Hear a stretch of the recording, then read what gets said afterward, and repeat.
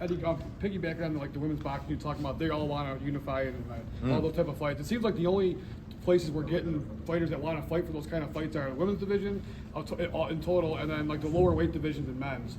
What can we do in boxing as a promoter, as fighters, just to kind of rectify that, where the other divisions have that same gumption to do the same? It's just like money. I mean, you look at Terence Crawford. I don't know whether it's true. He's making 10 million to fight David Avanesyan. He won't. What? 7. I mean, it won't do 10,000 buys. 10,000, right? If it's $60, right? It won't do 10,000 buys. So, like, if you're getting paid that much to fight Avanesyan, you want 20 to fight Spence, or you want 25, which is still too much money. So everybody's like just going mad. And the problem is, if it's out there, you know, I say it's not the right commercial price or commercial value, but if it's out there, you know, it's just madness. But I just feel like you're going to be inactive. These guys are so inactive. Like Errol Spence now, you know, I mean, when's he going to fight? They talk about March, maybe against Thurman or something like that. But Can anybody promote Terence Crawford? I mean, could you promote Terence Crawford? I mean, not for that sort of money. but at the same time, he's an unbelievable fighter. Right. But the way you promote a fighter is you build them. You have to get hold of them early enough. Diego Pacheco is a good example, right? He turns pro at 17. You start boxing him on these big shows. He looks good. He starts knocking people out. He's from South Central LA. Then you fight him on a card all of a sudden, and you hear a much bigger round of applause when he walks in. And you go, oh, and that happened about a year ago.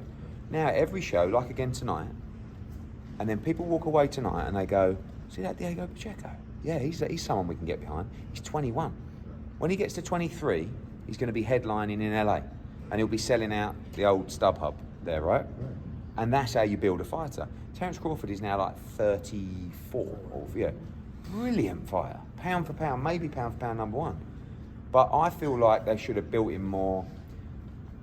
It's difficult because you want to just fill arenas with him in Nebraska, but you can't generate the gate you need in Nebraska. But for me, visually, when you turn on the TV and you see a guy who's selling 10,000 plus, that's when you're building a star. Same with Deontay Wilder in Alabama, when they went there and done that. It's wild, you know? But Americans and everybody will tune in and see. It's like tonight. If you tuned in tonight, you go, wow, it's wild in there, great atmosphere. So you're immediately engaged. If you turn on somewhere and it's empty, you just think, this guy's no star. So building a fighter is not something you can do at 34. Right, Building but I mean, so Terence Crawford is as good as he is, as we people within the sport know as good as he is. Is he a lost cause?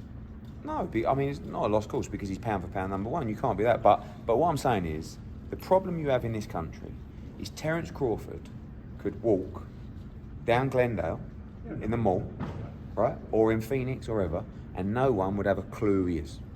And he's the pound for pound number one in the sport. I find that unbelievable. Yeah, so do I.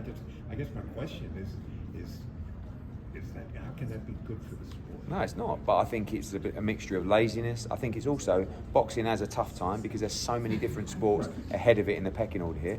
Like if there's a British champion in England who walks into a shopping mall, they'll get mobbed because boxing is probably the number 2 or number 3 sport. It's different.